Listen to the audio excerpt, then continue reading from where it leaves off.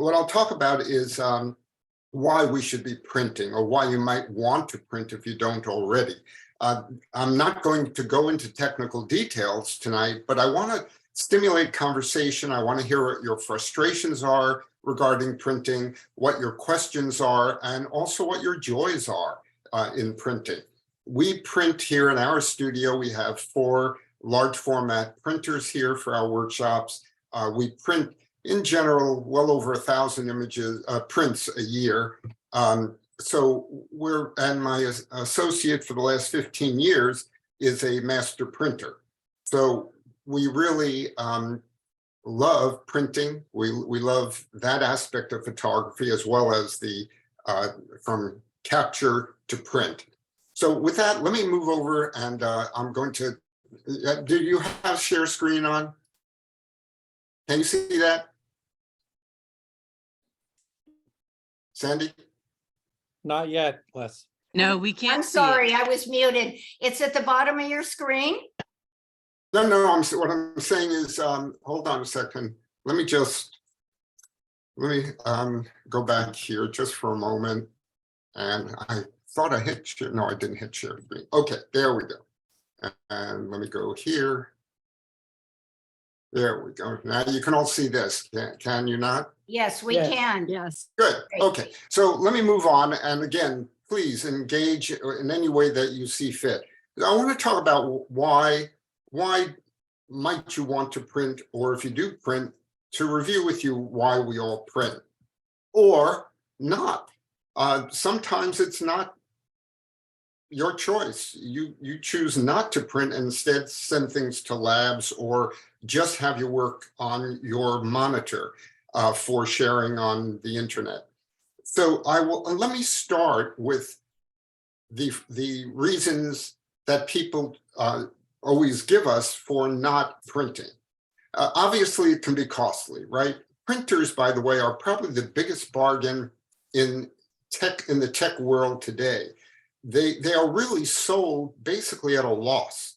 We know this because we work with both Canon, we used to work with Epson, and we work with several paper companies.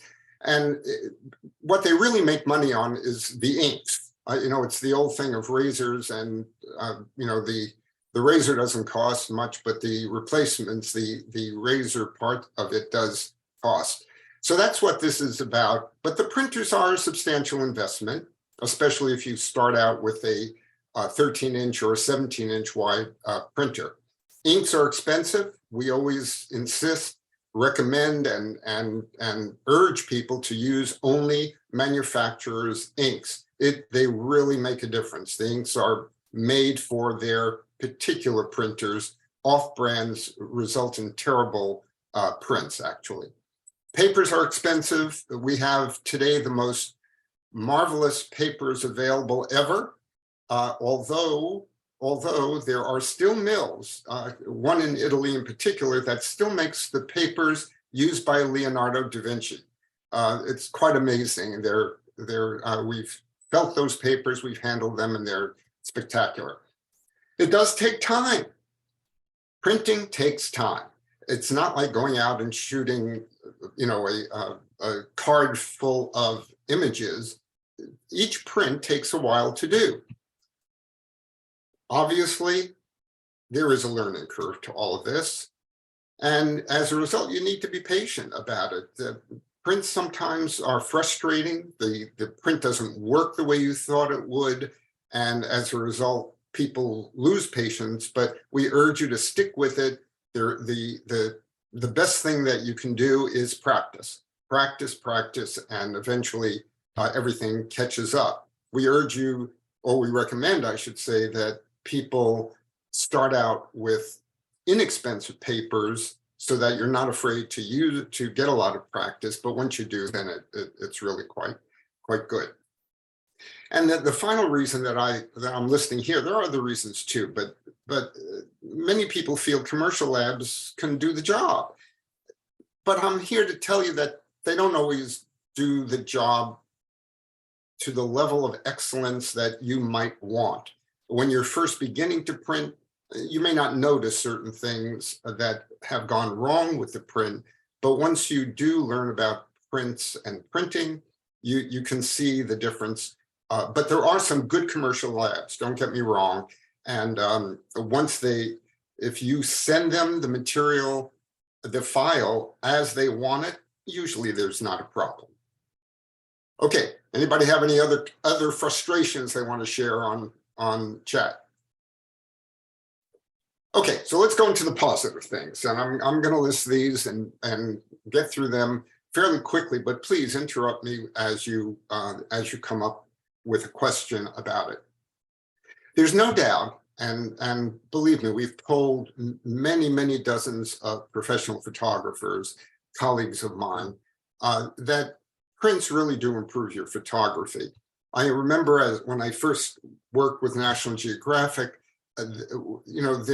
we learned how to translate an image, what we're seeing through the viewfinder, and be thinking about how it's going to look on paper. Now, of course, with Geographic, it's a magazine, not quite the same as a fine art print, but still, it does improve your photography. Now, let's see how. First of all, if you are photographing, you're out in the field. I know certainly for myself and other photographers who print, you tend to think about what the finished print's going to look like. Is this scene worthy of a finish of an actual finished print? It does slow you down. Now, obviously, if you're photographing a car race or a football game or something that's action, wildlife in Africa, you don't want to be slowed down. But I find that slowing down is really one of the benefits of being an accomplished printer, or even a beginning printer. It slows you down thinking about, is this really going to be a good print? You need to pay attention to detail if you're going to be printing. Everything counts. Everything in the frame counts, from edge to edge. The composition is everything that you want to be in focus. Is the subject, the story you're telling, in focus. Of course, the story you may be telling is an abstract in which you don't want anything in focus. That's fine too. But know that and realize that as you move it toward a print. Finally, just in terms of photography, it really elevates your art because, and I'll be talking about this a little bit later in this presentation, but it elevates your art to a whole different level. You're not showing someone on an iPhone, which the average time spent on an iPhone photograph is 2.3 seconds. But in a print, you're elevating that art to something that's on the wall that people can really spend time with. So improving your photography is one of the elements as to why you might want to print. It also provides you with new perspectives. You have to think through the image from capture to paper. That's a whole new perspective on your photography if you're prepared to do that, if you're prepared to make the investment in time and money to have your prints appear on fine art paper. And I say fine art paper for a reason, by the way. You want to print, at least ultimately, on good quality archival paper. And using archival inks so that it has some permanence, if you will. And some of those things that you'll be thinking about are how's the scene going to render on paper, and what paper should I be using? For example, we use a lot of matte papers in our studio, but if I were to go to New Mexico to photograph the balloon festival, for example, the annual balloon festival, I probably would choose not, I say probably, but I probably would not, I would choose not to use matte paper. I might want to use a glossy paper because there's so much color, you want so much pop in the image that I might want to use a semi-gloss or a glossy paper. So that all comes, those perspectives come into being when you are thinking about or in the thick of being a fine art printer. And then finally, a question that has to arise is which display medium will work best? Are you going to eventually print it on aluminum? Are you going to print it on iron? Are you going to print it on paper? Are you going to print it on plexiglass? There's so many options nowadays. We're in an incredible world of display, of how to display your printed art. So those are all things I wanted to talk about as far as perspectives go. Any questions? Yes, Les, one is going to relate to this last one, what display medium. Diane is asking, how about printing on non-paper like wood or glass or metal? Any advice to use when you're using those media? So do you want to talk about that now, or do you think that would be a question later for you? Well, I do have a thing on display here. So Sandy, I'm at my age, I'll probably forget the question. So remind me when we get to display, remind me what we're to address that very question. Really a good question. And your friend Steve Sadler has asked a question. Wait, you said my friend? Oh, okay, all right, go ahead. Yes, I am going to say friend tonight. He wants to know if he were to set a goal on the number of test prints he should do before an acceptable print, how many do you think he should do? Well, it really is, that's so variable. In our studio or in my private work, we always print a proof print, an 8.5 by 11 proof print before we create anything larger than that. 13 by 19, 17 by 22, 24-inch prints, 44-inch prints, all of those, we don't do that until we do a test print. Now, sometimes, just like your post-processing, if you're like me, you might have 4 or 5 or 6 renditions of a scene that you post-process in different ways over the course of maybe the few weeks after you took the image, or like I do sometimes years later, I'll go back and say, what was I thinking of? Let me try something else with that. So just as you would do that with your post-processing, it's very similar with the printing. Sometimes you have to do multiple proofs and tease out the right elements that you want from the print. Maybe the color isn't quite right. Maybe you want to add some highlights to certain areas to give the print some depth, right? So it very much depends, and you shouldn't be discouraged if you don't hit it on the first try or two. Do it again. Keep some notes. I always write notes on the back of my failed prints, and then I know what is right for that particular image. Okay. Good. Well, let's move on. We'll be getting more questions. They're coming in for you, so that's good. Okay, good. It also helps to visualize, and I run into this. In fact, I just came back from a 3-week trip to Patagonia, and while I was there were 4 of us in this group, myself included, and we went to a place to photograph. And everyone was busy photographing, and I took a look at the scene and I said to myself, this wouldn't be a lousy print. I'm just not going to photograph. And I didn't. I stood there, I helped out, and the others, and I felt good about the fact of making that decision. So if the visualization is not what you think it is, it's okay. Just say no and move on.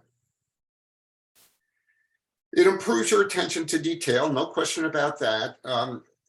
People have to realize that prints are far less forgiving than a monitor. And I don't care if it's your iPhone or a screen like behind me, whatever the monitor is, a print is far less forgiving because you're going to be blowing it up to a larger size. Anything that is wrong with the print, not in focus, something on the edge of the print that of the scene that you did not pick up, dust on your sensor, anything like that's going to be magnified in a print. So you need to really pay attention to details, and that will improve your photography. No question about it. Or maybe you do have a question about it. I don't know. You also have to think as you're when you approach the scene, and this sort of slows you down in a way that will benefit your photography, I believe. Do you have anything in the scene that you can effectively clone out? If not, you might not want to photograph it. It's just going to frustrate you when you try to print. You be sure that the story you're telling is obvious, and that that you focus on that element of the story. I don't mean focus as in focusing the camera, but that the main intent of the story is there. Another thing is that prints have permanence. That's the good thing. If you go on Instagram, on Facebook, or any of these, no one's going to see your image after the 2 days after you post it, right? It just doesn't happen unless they're specifically going to your site because they know you or because they've seen something you've done. They might spend a few minutes looking at it. It's shocking how little time people spend on Instagram, not just images, mind you, but on Instagram folders. You can have a whole folder full of your best images. People will literally spend just less than a minute. The attention span nowadays is, due to the internet, has become seriously reduced. And the question is that respectful of one's art? Having that, just this parade of images flowing across the screen. Prints, on the other hand, they're archival. They can last 100+ years with the proper care. How do we know that? There's a German company that tests inks and papers and under all sorts of conditions, and they are certified as archival or not. And any good paper, Hanemule, Moab, any of the good Hansen, they all adhere to these rigorous permanence indicators. Prints foster connection. This is another thing that I would like to emphasize. Unlike the fleeting element of internet photography, prints grab a viewer. Now, this is really true. Apple did a study after I think it was iPhone 2 or 3 of how long people spent on images. And the average was 2.3 seconds. And measure it yourself, or count 1001, 1002, 1003. When you give people a bunch of images, they'll spend 2 seconds. Oh, that's not yet. Oh, next one, next one, next one, and pretty soon, it's kind of discouraging in some senses. But when people are in front of a print, they spend far more time. I'm going to sidetrack by just mentioning this. That is particularly true with black and white prints. And I know Sandy has heard me say this before, and Steve has heard me say this, but black and white prints require a 3-step psychological process that we go through unconsciously. And because we see the world in color, we see 100,000 or more images in color every single day, folks. When you turn your head from left to right, it's a whole different scene that you're seeing all in color. But when you see black and white, people spend more time in front of black and white prints because they have to first decode in their mind. They have to figure unconsciously, they're thinking, they're not seeing it in color. What's wrong with it? What am I looking at? Then from that decoding process, which might take a few seconds, it might take a minute or so to really get their bearings on the print, comes what is psychologically, the psychological term involvement. People are investing time in that decoding process and they feel involved. And if the print is to their liking, in other words, it maybe is dramatic or tells the story in the way you intended, they have what's called psychological ownership. Of course, we hope they buy it and they have ownership of it. But in any event, there is a psychological sense of ownership. All from prints. Prints really do foster that connection. Finally, and then I'll be open to all sorts of questions. I do want to talk about some of the workshops we offer, but self-editing. It's funny because I was talking with Tony Sweet about this a couple of years ago, and I've talked to many others, Andy Biggs and others. The best thing about printing is that it boosts your editorial skills. We are all photographers. The toughest job in the world for photographers is self-editing. You want to submit something to a print contest. Oh my God, which one am I going to choose, right? Or if it's a series, which ones make up the series? So editorial skills are really important, and I would say that it's the most important element of true art. Whether you're a painter or a photographer, being able to self-edit, self-critique your work is truly critical and the sign of a master photographer. As you improve your editorial skills, it helps you to cull images. With today's digital cameras, folks, the tendency is to take far too many images. And if you are looking to print, it helps you to cull your images quicker and actually to limit the images you decide to take in the first place. So it fine-tunes your editorial eye. These are all good things. And now I'm going to switch to the displays, Sandy, okay? Okay. Prints and creativity. And Great. Diane also for your edification here. The beautiful thing about prints is you can decorate with them. You can decorate with the images that are on the monitor or on the internet. I mean, you can have one of these displays that cycle through your photographs, but they're not generally, not always, but generally they're not hung on walls on big screens for as decorations. But with print, you can decorate, and we have absolutely immense choices nowadays, as I mentioned, from aluminum, wood, glass, where they're actually printing on the glass. It's a new process, well, relatively new, developed about 5 or 6 years ago by a former person who worked at Corning. But you can decorate in so many different ways, and nowadays framing is different. You have so many differences in framing. The color of the frame, the width of it, the curves of the frame. There are tons of ways to decorate, and I'm going to talk more about it when I talk about one of our workshops. So your options are unlimited, truly. You can even print on metal other than aluminum nowadays. You can print on cast iron. You can print on polished iron or buffed iron. There are lots of choices today. And that's a whole other aspect of the creativity and the originality of photography. I love it. I love doing handwork. So for me, when I am done with the print, my job is still not over.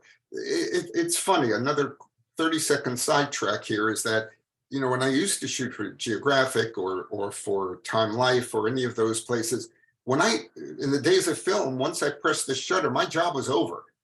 I didn't see my work until I got a call from the lab at Geographic in the basement, and they would tell me my images were ready. I'd come and look at them, praying all for the few weeks until that happened, praying that everything worked. But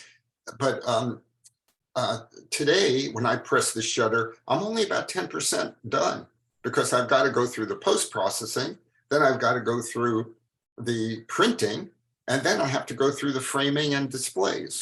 But it does foster creativity, which I'm going to show you in just a little bit.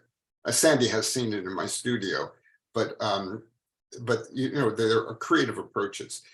And then finally here, giving a print is wonderful. You can use your photography to give prints to your loved ones. I know I give a lot of wildlife prints to my grandkids because they all have favorite prints and favorite animals rather. And so there's all sorts of ways that prints are appreciated, and not just on your wall. So I'll summarize the talk part of it and take your questions when I say printing to me is a way to celebrate and elevate your art.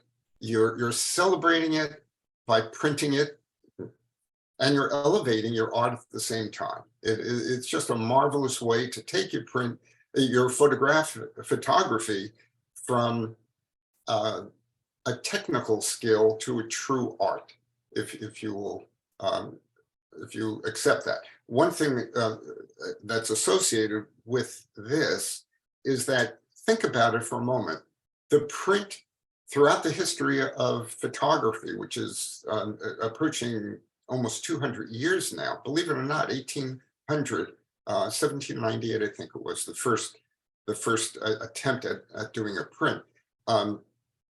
But throughout our history, the best way to judge the yardstick by which we measured photography was by the print. We didn't have any other way. You couldn't look at slides, you couldn't look at negatives and judge the print. You had to print it. The image rather, you couldn't judge that way, but you had to print it. So really it's an extension of our history, but also even in today's digital world, it's a wonderful thing to see your artwork on a wall or on someone else's home or in a gallery. So that's it, Sandy. And I want to talk about workshops and so on, but I would like to take some questions first. Yeah, great. Yeah, we do have some questions. And I guess right now I'll ask Mike Navarre's question, which is about monitor calibration. Yes. What are your recommendations and what system do you use? Good question. Yes, we recommend you calibrate your monitor. And I say that with an asterisk, okay? Because on the internet, there's tons of misinformation about this. Some people are still peddling the old and worn out and incorrect idea that you should be calibrating your screen every week, every month, every other month. That's absolutely incorrect. That's when we were using the old, the original cathode ray monitors. They were notoriously bad. They would change the color profile on the tubes, and you had to calibrate every week, every other week. Today, these are all LEDs. These are all very, very stable platforms.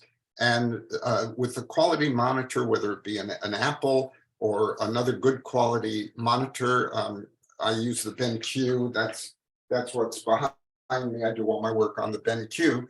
And on the Apple. Right now, I'm talking to you on an Apple screen. They don't need to be calibrated. You should do it when it comes out of the box. They come to you calibrated. But after you use it for a while, couple of months, few months, it's okay. Calibrate again, just to be sure. And we use what used to be X-Rite company, and they're now called Calibrite. They've changed their name last year to Calibrite. So we use their system. I usually have it on the desk here, but we don't use it as that often. But the BenQs, by the way, they self-calibrate.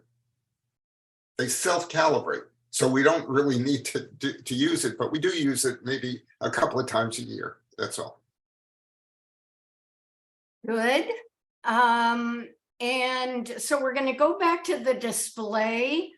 And people are looking for your advice on choosing the non-paper medium. If you would just talk a little bit about that, then I've got follow-up questions as well. Sure. Okay. of course, we print 90% of what we do is on paper. We do, however, as I know Sandy knows, we've done major installations at Johns Hopkins Hospital, at Sinai Hospital, at offices throughout the Mid-Atlantic, as well as on the West Coast and so on. And in those cases, we have done our work on wallpaper, a special kind of wallpaper, on, and I'll go back to that in a minute, on aluminum, on plexiglass, what's called FMP, front-mounted plexiglass. And I urge you, by the way, if you're going to use plexiglass, use the highest quality plexiglass you can get, the green edge plexiglass. It makes such a difference in the final display. Plexiglass, we are, and on metal, non-aluminum metals. So we have done that, but we don't do that here in our studio because we don't have the equipment to do it. So we in those cases, there are specialty labs that are really, really good. We have our own lab here in Maryland that does really great work. I would urge you to, if you're a really serious photographer, then get a professional, a time to talk to a professional there, so that you really nail the file that you send and so on. We urge, if you're going to do metal prints or face mounted plexi prints, pay for strips first. This is like a proof, right? So we are willing to pay the extra $10 or $20 that it costs, and they will send us just a strip, 6 inches wide, let's say, by a foot long, of areas that we ask them to print. And so we can judge whether the contrast is good, the color balance is right, etc. It's better to do that than to wait till you get a 48-inch, a 24 by 48 print and realize that it looks terrible. So by all means, you print on metal, that's fine. Just a couple of things we've learned from decades of doing the printing. Be careful when you do metal, particularly aluminum prints, to not put those in children's rooms unless you round the corners. We've seen real injuries happen. Kids jump on beds or whatever, and the sharp corners of aluminum prints will give them a nasty gash that requires stitches, right? So make sure if it's going to be any place where people might stand, bump into it or whatever, don't be very, very careful with that. And aluminum prints are usually mounted away from the wall, making the injury even worse, by the way. So anyway, yeah, that's it. There's so many ways to display today. It's a lot of fun. And so what are some of the factors that you consider when you're making that decision on what type of display, whether it's paper or another medium? Well, our choice tends to paper sort of by default, because Bob and I we truly love paper. We work with all kinds of different papers from basically around the world. People don't realize Moab, they sponsor our studio. Moab Fine Art Papers is a division of Legion Paper, which sells 3,000 different papers, including the paper I mentioned from Leonardo da Vinci's mill in Italy. There are so many wonderful papers around the world. You can't necessarily print on them. You need to have a coating on paper in order for inkjet prints to take on the paper. But even within that, there are so many great companies out there that make wonderful papers, better papers and more different papers than ever before in history. So we're really in a very privileged time right now. So when we go into a thing, for example, we just had a meeting with a client who has a very beautiful home with large spaces. So we might, at that point, talk with them about how much pop they want in their environment, whether they're truly looking for very fine art, in which case we'll tend toward papers and very simple frames. But if it's going to be in a place like an office, then we might tend toward aluminum or some other medium like face-mounted plexiglass that's very durable, unless they tell us differently. So it's a conversation, and we always urge our clients to talk together, husband, wife, or however the partnership works, male, male, female, female, male, female, whatever. Just talk amongst yourselves and come to a decision. And we show samples of what things might look like. And so would you prepare a print any differently based on where it is going to be in, say, a home, in a laundry room, and with high humidity? So what would you say about that? Oh, terrific, terrific. Yes, all of these things are considerations. Can I tell you what the biggest consideration for Bob and I are for these professional installations? It's lighting. It is lighting. We have behind me over, where is it? I'm not sure you can see it. Am I going the right way? No, I'm going the wrong way. Okay. Somewhere over there, there's a light booth. Can you see it? Yeah, you can see it, right? So there we have a color balance light booth. So when we do our prints, we know they're good.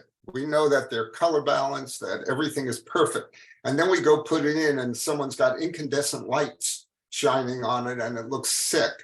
You know, the colors are off and whatever. So what we do when we do an office installation, we insist that they put in color balanced lighting, right?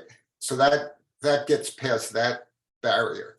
But sometimes we can't, like in hospitals, they have to meet OSHA standards, and usually it's equally terrible fluorescent lighting.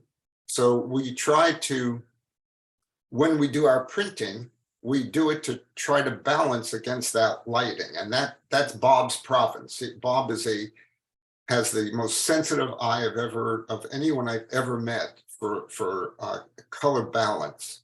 So we take that into consideration, knowing what the lighting might be. You also have to take into account if it's going to have a lot of ultraviolet light exposure. So if it's behind glass, and it's going to have a lot of light exposure, we urge people to spend the extra money and get museum quality glass. It's much more expensive, but the print will not fade. Glass provides some UV protection, but not 100%. Over time, the print has a good chance of fading if it has a lot of sunlight. Great. And we've got a lot of questions. I'm just going to keep going for a few minutes. Go ahead. Okay, I'm here. great. This is fun. Okay, can I interrupt for a moment to make sure that I just finish up here with how we can help folks with the printing process? Okay. Yes. Yes. Okay, we do offer a bunch of workshops. I'm going to go through this very, very quickly, but I've selected, I think, four of the workshops that we offer. One is fine art printing. So this is a full day workshop. We never take more than 4 people for that. So between Bob and I, everyone gets very hands-on, intensive work done with attention to their work. We have, as I said, 4 large format printers. We have 2 17-inch printers, a 24-inch printer, and a 44-inch printer. So, and all the archival papers by Moab, and we can take as many prints as you can print that day. Starts at 8:30. It ends usually at 4:35. So it's a good full day of learning the mechanisms of fine art printing, how to prevent problems. If you do have problems, here's how to troubleshoot them. The biggest thing we get from people is, oh, my prints come out too dark. Well, that's because your monitor is too bright. You're dealing with transmitted light versus reflected light with a print. And we explain that all to you and take the gobbledygook out of it. It's actually pretty simple once you get Bob's instruction on that. We also offer a portfolio workshop. Again, 4 people. It starts actually 2 months before you appear at the workshop, in which we go back and forth with which images you're going to select. We give you a 2-hour session of feedback about a month before. The portfolio workshop itself is 3 days in length, Friday, Saturday, Sunday. You end up with a professional portfolio that you take home. It really teaches self-editing. That's what our goal is, to teach you self-editing so you come out with the finest portfolio you possibly can. It's a handmade wooden portfolio, not cardboard, which is covered by a beautiful material. And I'm proud to say that people who have taken it have had book deals and solo exhibitions and magazine assignments. Really, it's a neat workshop if you have a body of work that you would really like to showcase. Now, you were talking about different displays, and I know that Sandy has seen this and Steve, if he's still with us, has seen this in my studio, and Mike, if he's here. The introduction to Awagami. Awagami is a company that is 8th generation company that in Japan, and they make Japanese washi papers. Washi means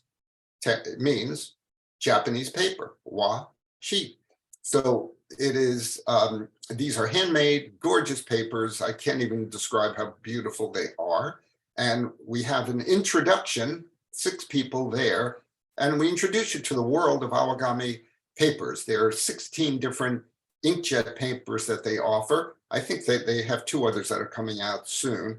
I was named their first international ambassador, and that's only because we've used it for years before they ever asked me to do that. But the cost for the workshop the 100% of that cost can be applied to any subsequent Awagami workshop, which we call our advanced Awagami. There it's limited to 4 people. It's a day and a half. You actually will mount your own prints, which we will print for you. And again, it's a similar thing. You present us with 10 to 15 prints. We give you feedback on what will go on the 2 papers that you'll take home mounted and framed, and all the frame supplies and instruction are included in that workshop. And that's really exciting. And the next one is coming up is on June 10th and 11th, but it's sold out, but we'll have another one later in the year. So come to the intro first and then take the advanced, or we can do the intro on a 1-to-1 basis. We have a man flying in from Chicago on the 9th, and he's going to get a 1-to-1 intro and then be ready the next day for the advanced. All right, now go ahead. I'll take your questions. Well, I'm going to follow up with that, Les, and just let everybody know that I have been very fortunate to be a guest in your beautifully designed studio. And the print that you're talking about on the wall just stands out. Remember, I was just awestruck by it. So yeah, it's beautiful paper. Thank you. Stands out. Anyway, I just had to say that. Thank you. I appreciate it. And Mike Washington has said the same in the chat. Yeah. Okay. Yeah. Yes. So we have a few questions. Oh, the printers. What printer brand or model would you recommend for those of us who are not in a studio like yours? Well, we started with Epson.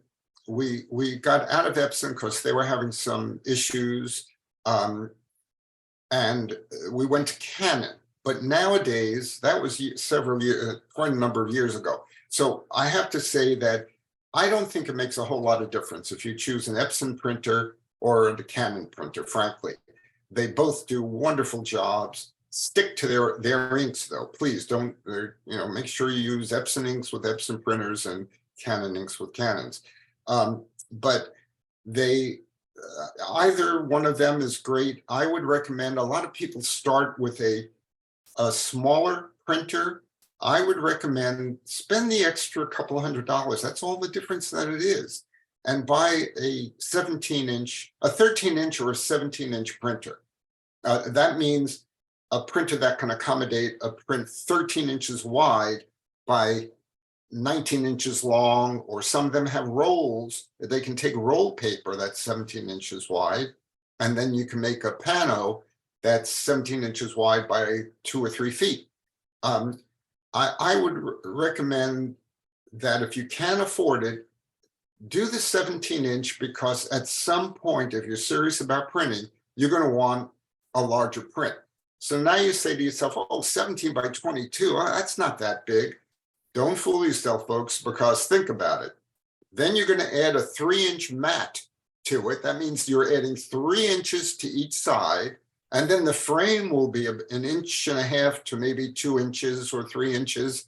So pretty soon a 17 by 22 ends up being a 23 by 28 or 30. You know, it gets big pretty quickly. So a 17-inch printer is what I would recommend. And software, what software do you use to set it up for printing? Lightroom.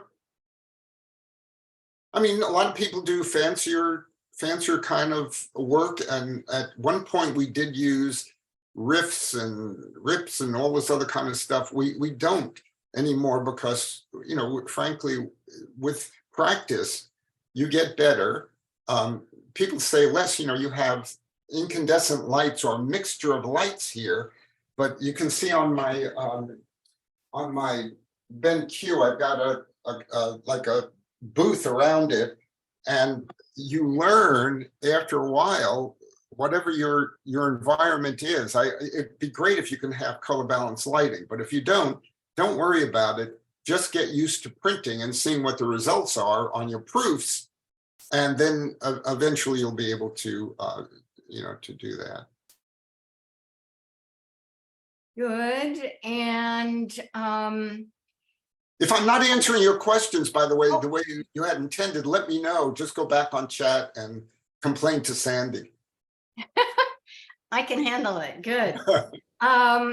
Yeah, there was a question about, do you print during sort of on a routine schedule, the same time of day, same hours of the day because of light changing, ambient light?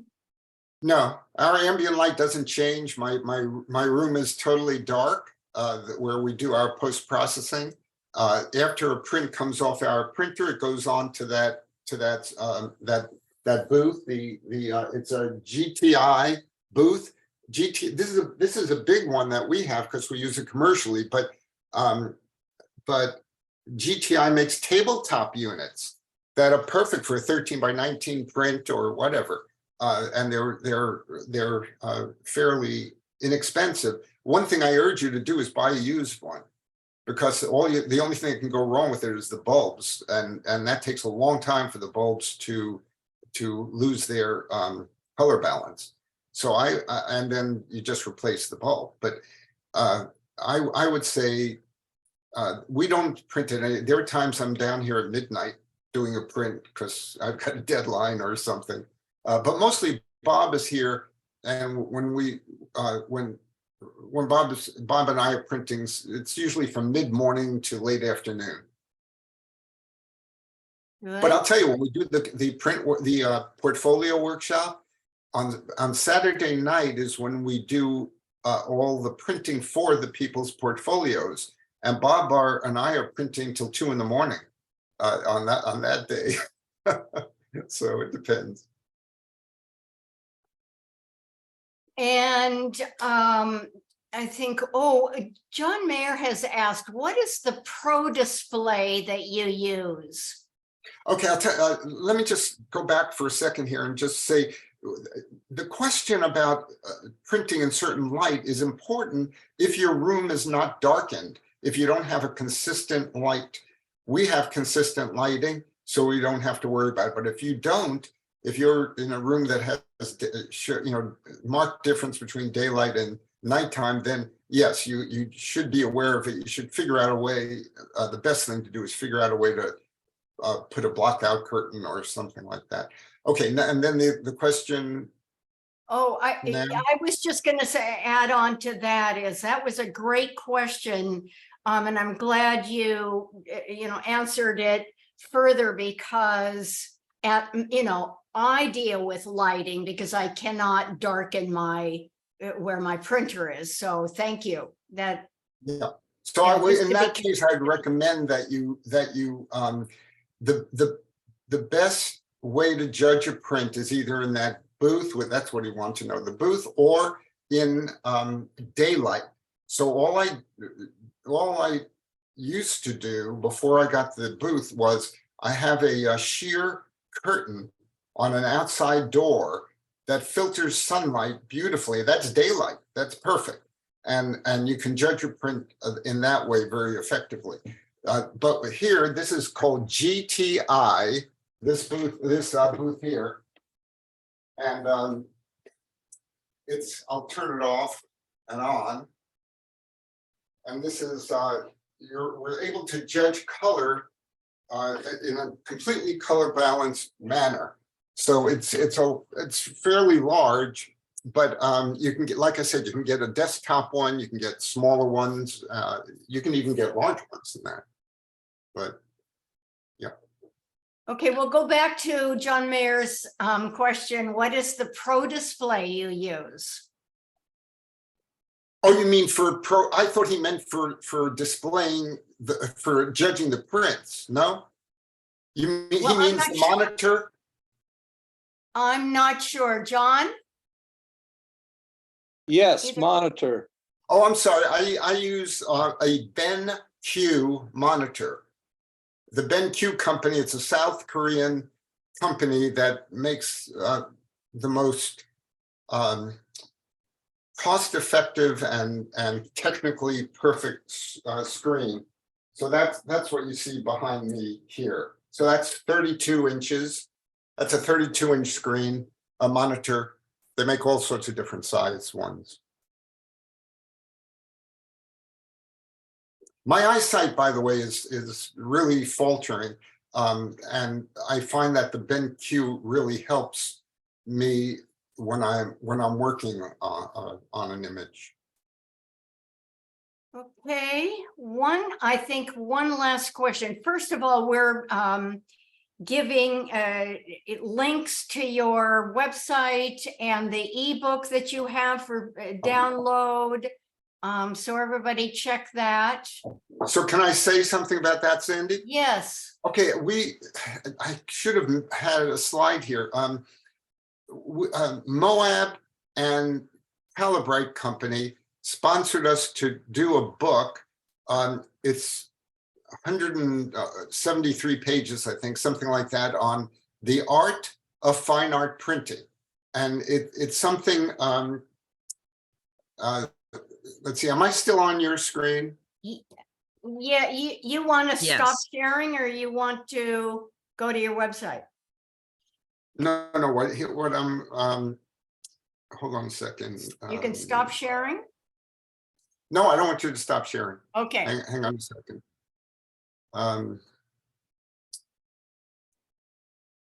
Let's see, no, that's not the one.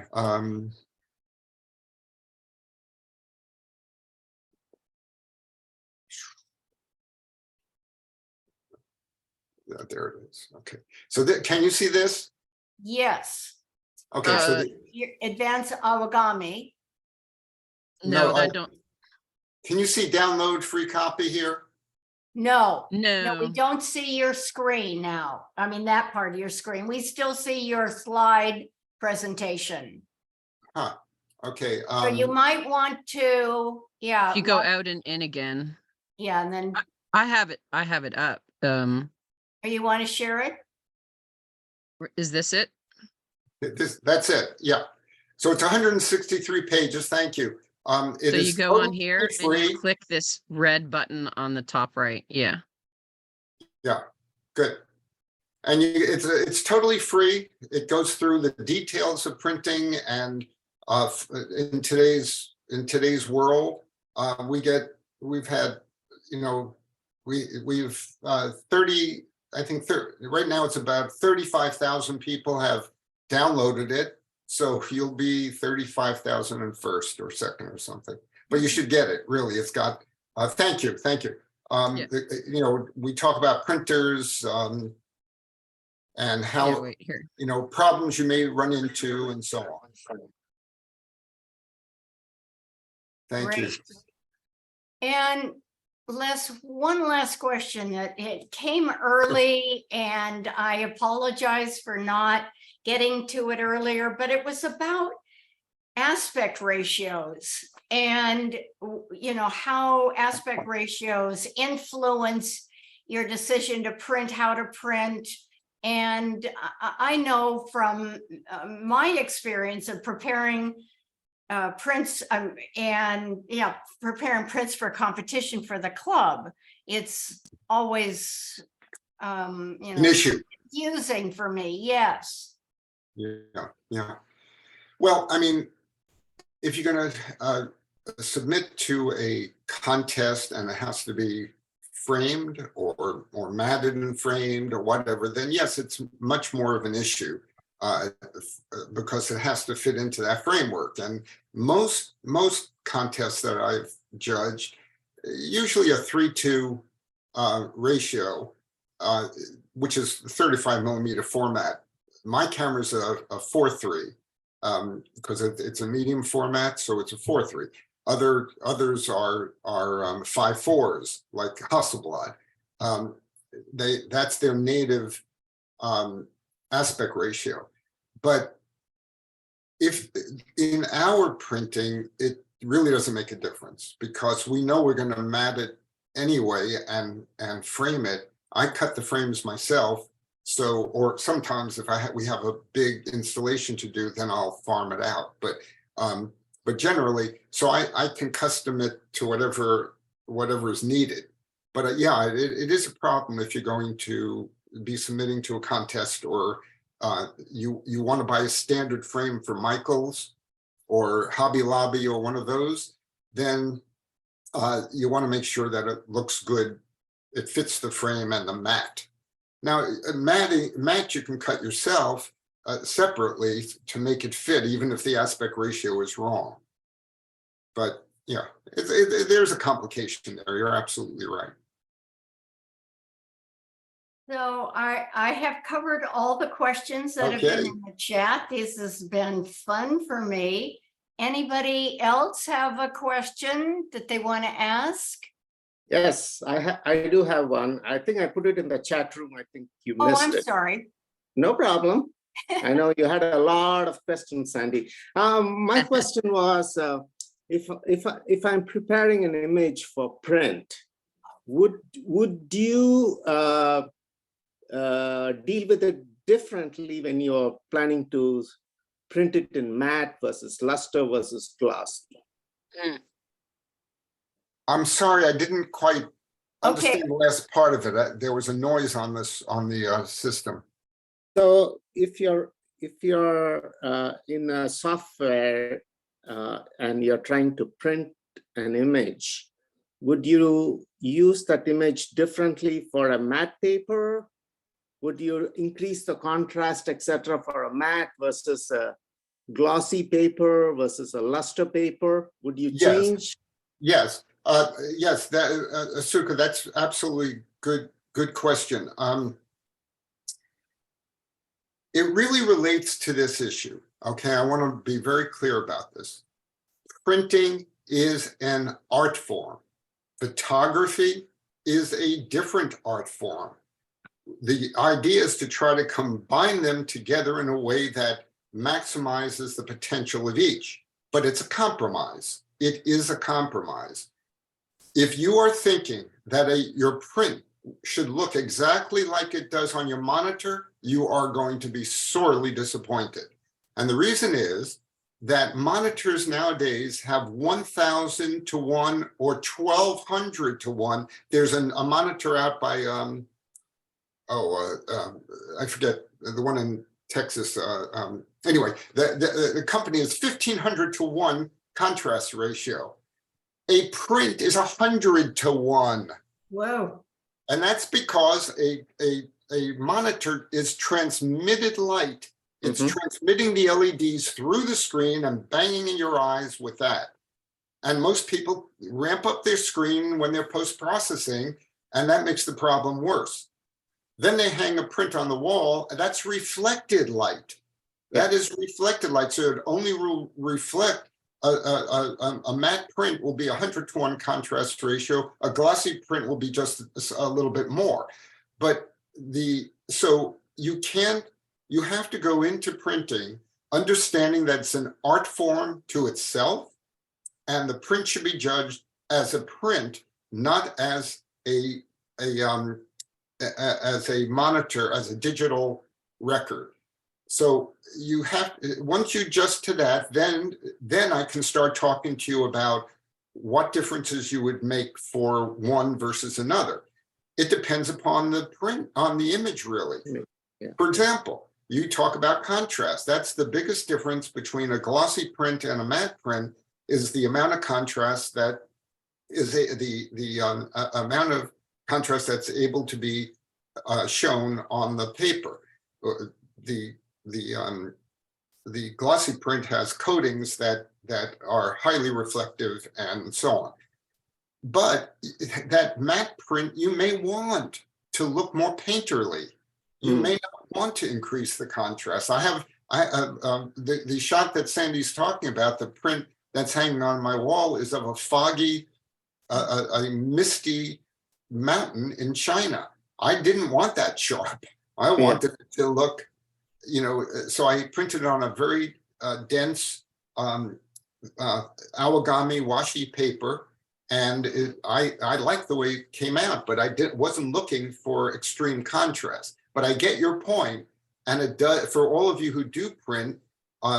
What Suku is saying, which I totally agree with, is you do need to take into account the paper you'll be printing on, because if you want a lot of contrast and you're printing on a matte paper, you've got to work that print to improve the mid-tone contrast, not the entire contrast, but the mid-tone contrast in particular.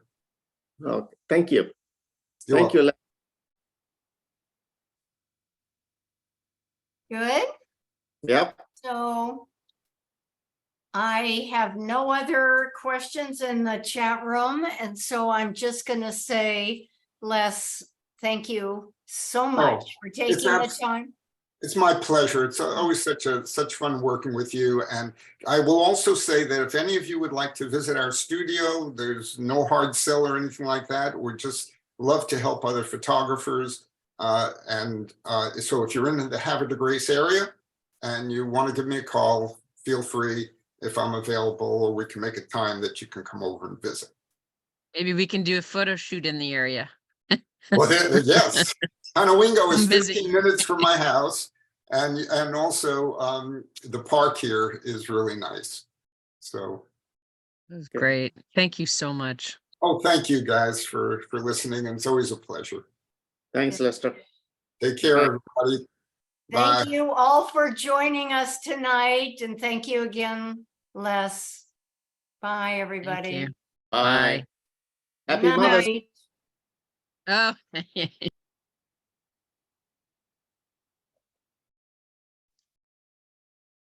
Bye, Roz. Bye-bye. Thank you. Yes, thank you for joining us, Roz. That's wonderful. And Russ, it was so nice to have you here. He always does such a great I job. know, he's amazing. Oh, my gosh, I just can't even. It's like, a genius among us. Oh, my goodness. Okay, good night, everybody. I'm gonna end it for all. Good night, Errol. Good night, Lynn. Good night, Russ.